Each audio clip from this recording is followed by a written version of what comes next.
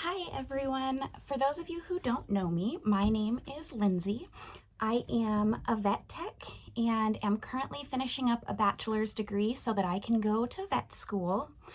This morning while I do my makeup, I am going to talk to you about canine vaccines, some different illnesses that our dogs can get and what we can do to help prevent them from getting those illnesses and try and keep our dogs healthier. So one such illness is called distemper, and it is a neurologic condition that can affect dogs. It's pretty serious. It's actually a virus that attacks their system.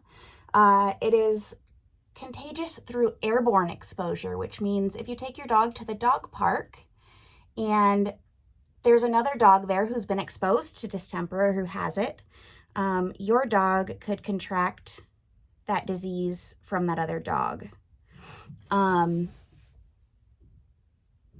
If your dog has distemper, they are going to show a couple of different signs. One of the first signs of distemper is a kind of watery pus or a watery discharge that actually comes from your dog's eyes. I don't think many people would see that and not visit a vet right away, but if you ever do see that, you want to make sure to get your dog into a vet to make sure you aren't dealing with distemper. And then after that, they get nasal discharge, some coughing, possibly sneezing. They may not want to eat. They're going to be really tired. You're going to see, just your dog isn't going to seem like their normal self. They're going to be, pretty unhappy with things at that point. Once you find out that your dog has distemper, the next step obviously is treating it. Distemper is one that is pretty expensive to treat. Treatment is not always successful, and there is no actual cure for distemper.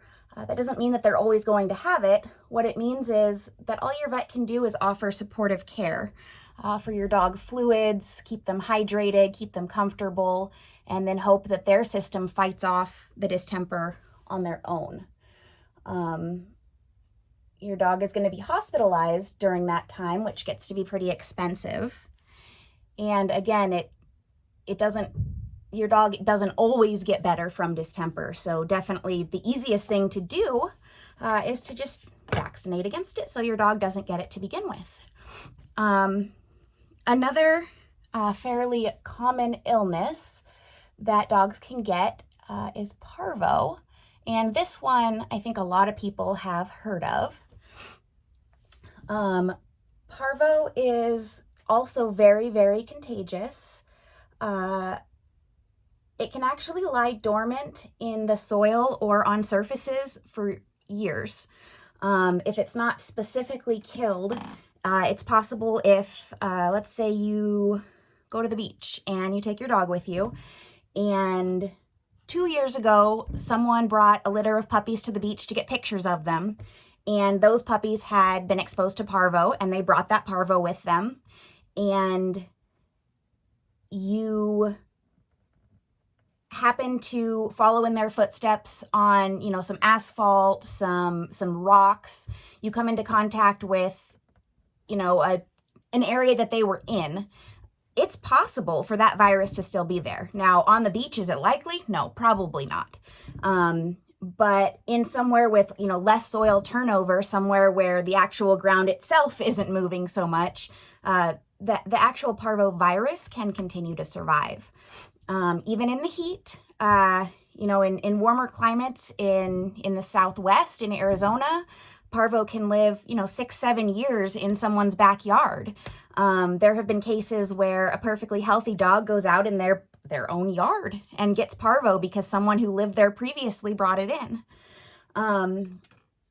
Again, definitely much easier to vaccinate rather than, wait for your dog to get it and then have to treat it. Just like with distemper, there is no cure for parvo. All your vet can do is offer supportive treatment to keep them comfortable, keep them hydrated while they have parvo. Again, it gets to be pretty expensive. Your dog is going to be hospitalized through this whole process. And there's no 100% guarantee that they will for sure come out of it. And if they do come out of it, the likelihood of them having permanent damage to, their neurologic system, their brain, the way that they function is pretty good. It's likely that there is some long-term damage that's done at that point. Another illness that it's pretty common to vaccinate for is a respiratory illness. It's called Bordetella. And this one isn't quite as serious as distemper and parvo, but it is still something that your dog is going to be much happier if they don't ever have to deal with contracting it and fighting it off than if you leave your dog susceptible to it and, down the road they end up sick. Bordetella, unlike the first two, Bordetella is a bacteria and not a virus. It causes respiratory symptoms, which, can be coughing, sneezing, runny eyes and nose. Their tonsils can get swollen just like in people.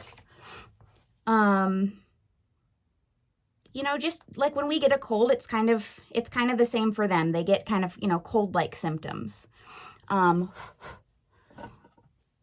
Bordetella is a little bit easier to treat because it's a bacteria and not a virus. What that means is if your dog does get Bordetella, you can take them into the vet and your vet can put them on some antibiotics, and that will definitely help to fight off that illness that they've got going.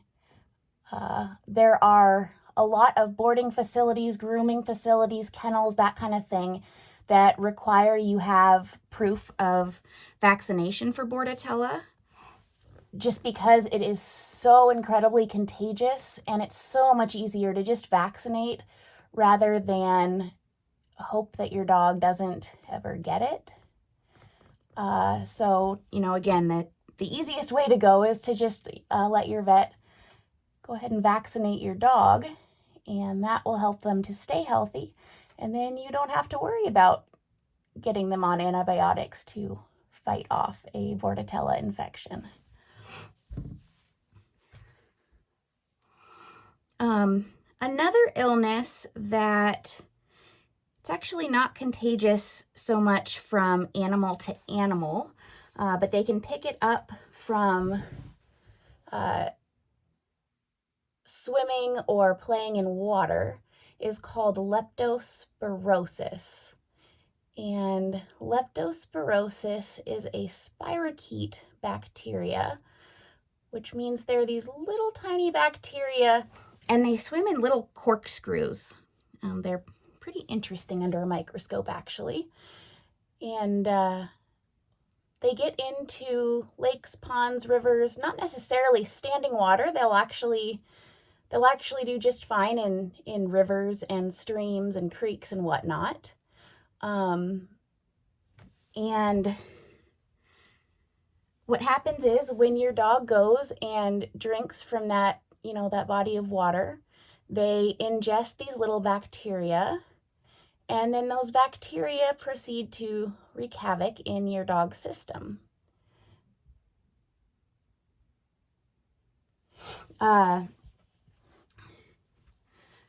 It is a zoonotic disease. What that means is that your dog can get it, but so can you. If your dog goes swimming in the lake and they picked up leptospirosis, and then they came home and you let your dog out in the backyard, and let's say they decide to do their business on your tomato plants in your garden, it's entirely possible for you to pick up lepto from those tomatoes at that point. So definitely something that you want to keep an eye on, because you can get it, your kids can get it, anyone else in your household can get it. So it's definitely one of those things that you want to pay really close attention to. If your dog picks it up, Likely signs are fever. It may cause some shaking or some shivering or, muscle tremors. It can cause vomiting, diarrhea. It can actually cause jaundice, which is where you can see a little bit of yellowing in the white part of their eyes.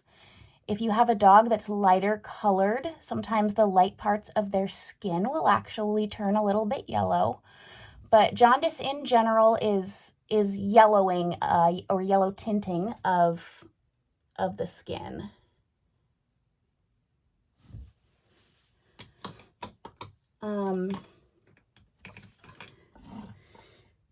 Lepto can be treated, again, because it's a bacteria.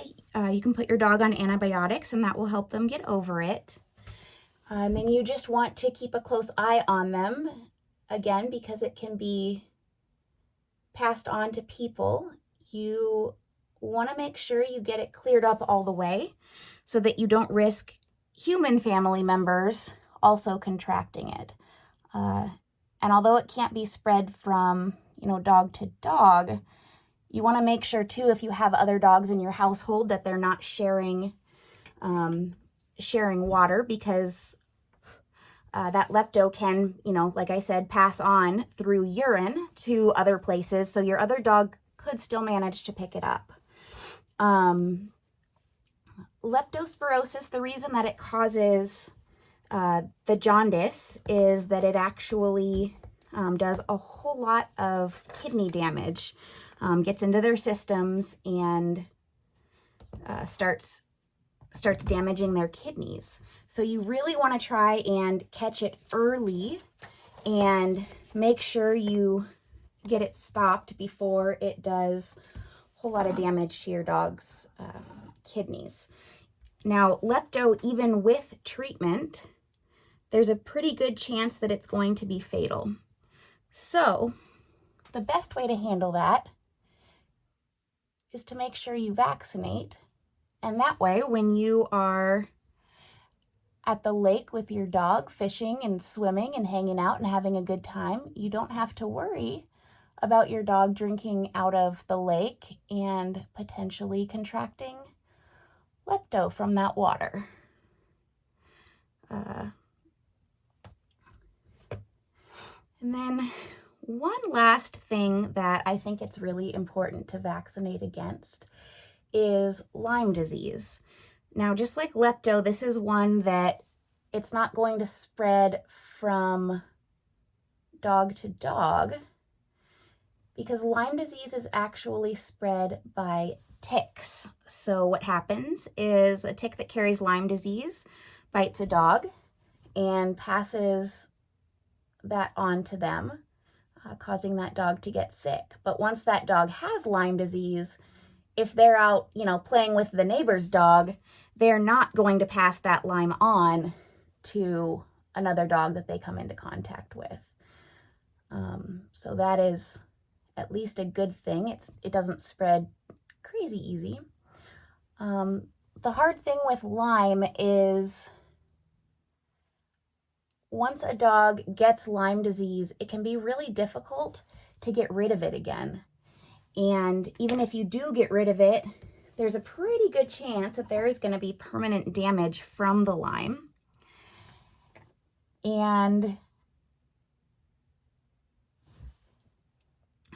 even if there's not permanent damage, it's likely that it will become kind of a longer term problem. You'll be treating it for a while. It can take a couple of months from when a tick carrying Lyme bites your dog until your dog starts to show symptoms, which means it really gets going in their system before you realize that your dog is sick. And then by the time you realize that they're sick, the signs can show up kind of as a pretty broad array of signs. It could be intermittent lameness, which means your dog looks like they're real sore on one of their feet or one of their legs. They appear to be real uncomfortable. And, you schedule your vet appointment for 3 days out and you say, hey, my dog is, moving a little funny. I think he's hurt. And then a couple days later, you take your dog into the vet, and now they're not limping anymore. So you take your dog home and walk through your front door, and now they're walking funny on a different leg. That is called shifting leg lameness, where your dog can't decide which leg it is that hurts. They shift between, from one leg to another. That is very, very common with Lyme disease. It's something that can be very confusing for owners. Obviously, you would expect if your animal is injured that they at least stay injured, in the same place. But that doesn't happen so much with Lyme disease.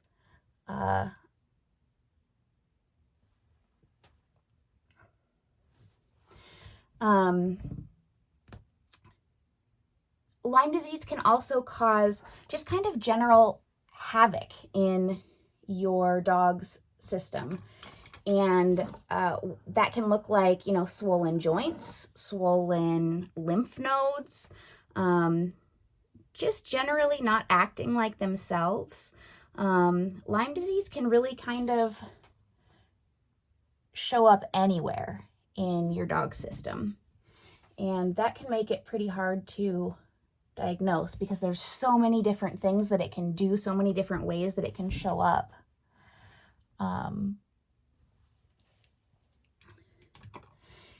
And then treating with antibiotics, obviously, can be kind of a long-term deal. It may or may not solve the problem. You may find that you're treating for months or years and your dog is still having symptoms from Lyme disease. It's definitely easier to use not only vaccines in this case, but tick prevention products. Things like Frontline is a really good one. They're products that you put on. Some of them last a month. There are some products now that you only have to do once every 3 months. And what those do is if a tick or a flea bites your dog, it will kill them. And that will prevent those bugs from continuing to reproduce, and you won't end up with a whole bunch of ticks all over your property. It is very easy to vaccinate for Lyme. It's a pretty common one that people vaccinate for. I know in some areas where Lyme is less prevalent, vets may not recommend it. My own dog is definitely vaccinated for it, even though we don't have a huge prevalence here. I do take him camping and whatnot, and I would just rather be safe than sorry. I'd rather him be happy and comfortable and healthy rather than, having to stay home from camping because he ends up sick and sore and having issues from Lyme disease. A lot of these vaccines are combo vaccines, which means you get more than one thing all in one go. The typical vaccine schedule for, let's say you get a new puppy. For a new puppy, at 6 to 8 weeks, you're going to give them their first combo vaccine. The combo is going to contain that distemper. It's going to contain parvovirus. A lot of times it also includes adenovirus or hepatitis and parainfluenza. There are different variations of that combo. They will all include distemper and parvo. Those are really the two main important ones that you want to look for there. And then those other the additional diseases that it contains, it really comes down to where you live, the prevalence of everything, what your vet recommends. It's definitely something that, it's kind of a case-by-case thing. So you'll want to talk with your vet and find out what's important for your area and what they recommend for your dog specifically. Most vets have a combo vaccine that they prefer and that they administer, and whatever your vet likes for your specific area is probably your best bet. You just want to make sure that you at least get that distemper and parvo vaccine. And then 3 weeks after your first round of vaccines, you're going to do round 2. Round 2, you're going to repeat that combo vaccine, so that distemper parvo vaccine. And then if you chose to, that first round, you can also vaccinate for Bordetella, and Bordetella is that respiratory illness. If you chose to vaccinate for Bordetella, it's actually, that one is one of the few that it's just a single vaccine. You only do it once. So if you chose to vaccinate for Bordetella that first round, you don't need to do it again. If you didn't choose to, you can always do it the second round. You can add that in at any point. The Bordetella that we give at the clinic I work at is intranasal, which means it's not even an injection. It just goes in their nose. They sneeze a little bit. They're usually kind of unhappy about it. But there's no needle involved. It's pretty easy. So after your first round, you come in 3 weeks later, you give what's called a booster shot. It's the same exact thing as the first vaccine. You're just giving it a second time. And you're going to booster that combo vaccine, that distemper parvo combo vaccine that you gave. And then you can start to consider what additional vaccines, based on the area that you live in and the kinds of activities you're going to do with your dog. If you want to give a lepto vaccine, if you're going to be, at the lake a lot, out camping, doing a lot of stuff in the water with your dog, you may want to give a lepto vaccine. If your dog is just going to be, an indoor dog, you may decide that you don't need to do that for your dog. It's just kind of a case-by-case thing. Just depends, comes right down to, what you're going to do with your dog. This is also when you would give your Lyme vaccine, if you decide that's something that would benefit your dog. And then if you're wanting to give any of the canine influenza, para-influenza, any of those, this is when you would do those as well. And those are all, you'll give it twice. So you'll give it this round, and then in 3 more weeks, you'll come back again, and you'll repeat the lepto, the Lyme, the influenza if you gave it. And then you'll also repeat that combo vaccine, that distemper parvo. You are going to give that a 3rd time. Parvo is very, very difficult to successfully vaccinate for. It is a pretty hardy virus. It's very, very contagious. And in order to build up your puppy's immunity enough that they're actually going to have enough antibodies to fight it off, that your vaccine will actually be successful, it requires quite a few rounds of vaccines to successfully do that. So you're going to give that combo shot again. Now, if at any time you don't get your dog in on time for one of these rounds of shots, you're better off starting the entire thing over from the beginning than saying, oh, it's okay, you know, we're just a few weeks late, no big deal. Well, it can be a big deal. If you are several weeks late for one of your booster shots, it's entirely possible that your dog is now not going to have enough immunity. It's not going to boost their immunity level enough to where they're ever going to be actually vaccinated for it. So if you are very late in getting any of those booster shots, your best bet is to start over with round 1.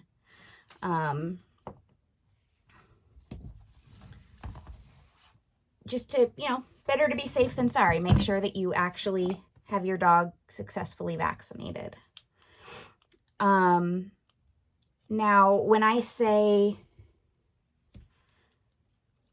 successfully vaccinated, what I mean is, does your dog have the antibody level required to not contract that illness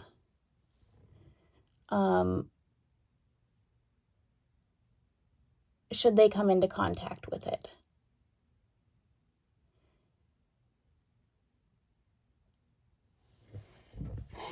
And I actually have this handy little graphic to show you what I'm talking about. That horizontal kind of orangey yellow line shows the protective antibody level that would be required to consider your dog vaccinated successfully for any illness. So this isn't for anything in specific. It's just a general kind of how any vaccine works for any illness, really. So that horizontal line is the protective antibody level that is required to consider your dog vaccinated for whatever the illness is.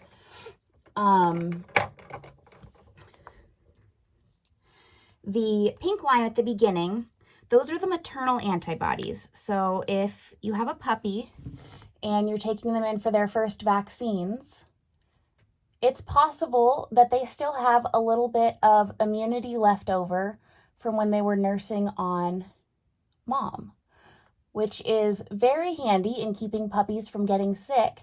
However, those antibodies can actually affect whether or not the vaccines spark an immune response in your dog and whether they help build up their immunity for the future. And that is part of why we have to give so many rounds of vaccines to puppies, because the specific time when mom's antibodies wear off varies from puppy to puppy. Maternal antibodies are found in the colostrum of a dog's milk, which is, there's more of it when the puppies are first born, and then it kind of tapers off as the puppies get older and start to wean. It gives them really, really good immunity to anything that the mom has antibodies for. So anything she's vaccinated for, she can pass on to them at that point. And then it slowly kind of tapers off as the puppies continue to nurse and get older and then slowly start to wean. At that point, they wean and we give them their first round of vaccines. And that's that first little green hump that you see there. The first dose of a vaccine, it may produce a mild antibody response. They may be immune to that illness for a little bit. But it's entirely possible, if they still have some of their maternal antibodies, that there is no real immune response and your first vaccine doesn't really do a whole lot for them. But you don't want to wait and skip it, because if they don't have mom's antibodies, you want to make sure to get on it in generating that immune response so that you start to build up their own immunity. And so 3 weeks later, you give your second dose. And that is just before that big green hump in the middle there. That is your second vaccination dose. And that's the one that really starts to spark some good immune response. Depending on, again, the illness and what you're vaccinating for, that might be it. That might be the last vaccine you need. But in the case of distemper parvo, you're still going to want to give one more in order to get a full year's worth of immunity out of those vaccines.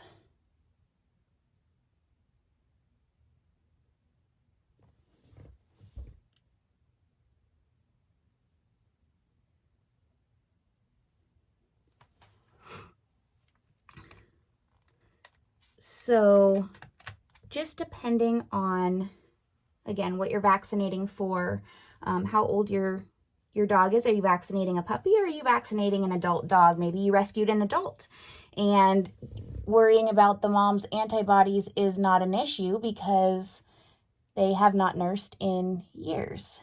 And you may not know their vaccine history, but you at least know that they've not been nursing lately.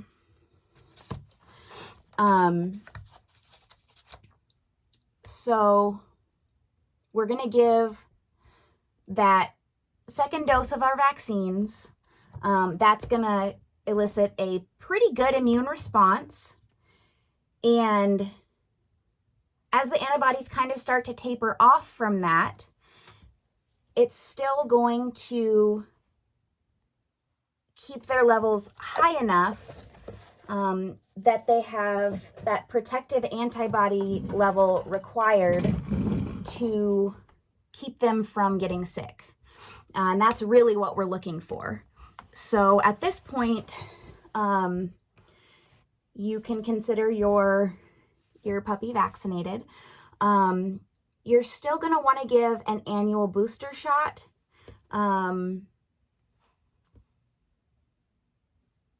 And it's for the same reason. The antibodies, they're eventually going to fall back below that protective level. Unlike this first round of vaccines where you have to give, multiple boosters in order to get their antibodies up, because they're already vaccinated for all of those illnesses. You only have to give them one round. So you'd give them one Bordetella, you'd give them one distemper parvo combo vaccine, one Lyme vaccine, and then that will protect them for an additional 12 months. So you just go in for your annual vaccinations, and that will keep your dog happy and healthy for a whole nother year. The last thing that you're going to want to vaccinate for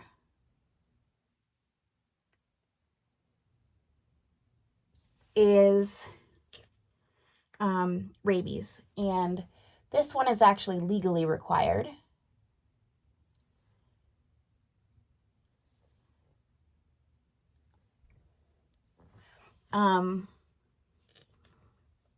And it only requires one vaccine. So you give them one dose of rabies vaccination when you do your last round of everything else. So your last distemper parvo, usually 16 to 20 weeks, you're going to give that rabies vaccine, and your vet will give you a certificate to show that they've had it. And that's what you'll use. A lot of places require licenses for dogs. That's what you will need to get your license and everything taken care of is proof that you've had your rabies vaccine done by a licensed veterinarian. Now, I know there are a lot of people who they want to do their own vaccines. You know, it gets expensive. They're worried about the cost. They want to save that money and go ahead and vaccinate on their own. A lot of livestock feed stores have gone to selling not only vaccines for, you know, large animals and livestock, but they have also gone to selling small animal vaccines for not only dogs, but cats too. Unfortunately, we see a lot of dogs in the clinic where the owner purchased their vaccines from a feed store. They thought they were giving them correctly, thought that their dog was protected and vaccinated, and, you know, they're in because their dog has distemper or parvo, or, you know, maybe it's just Bordetella and it's something we can treat and it's not even, you know, really that bad of a case, you know, just maybe some, you know, runny nose and a little bit of sneezing. Unfortunately, they thought that they were protecting their dog when they gave those vaccines, and if the vaccines aren't handled correctly and kept at the correct temperature, it can actually mean that they won't be effective. So maybe you give your first combo shot at, you know, 6 to 8 weeks, and that one was handled correctly. It's completely effective. You give it, it kind of sparks that little bit of a first immune response, and then you wait your 3 weeks. You're doing everything on time, everything like you should, and you go in and you buy your second round, and maybe that second one wasn't handled correctly. At some point it froze in shipment. Maybe it was right next to an ice pack and it got too cold. It froze, which will render most vaccines completely ineffective if they get too cold. If they actually freeze, that's it. There's no bringing them back. They don't work anymore. So you give your second dose. It's not effective. It doesn't have any kind of antibody response. And you wait 3 weeks and you give your last combo shot vaccine, thinking that you've done 3, your dog's protected, everything's good. Unfortunately, you only gave 2 that were actually effective, and because they were so far apart, your puppy's antibody levels dropped too low. So your protective antibody level, when it's all said and done, isn't high enough to actually keep your dog from getting those diseases. So while you think you're saving money, down the road, you're going to be bringing your dog into the clinic and paying for, you know, potentially very expensive parvo treatment because your dog actually isn't correctly vaccinated for parvo.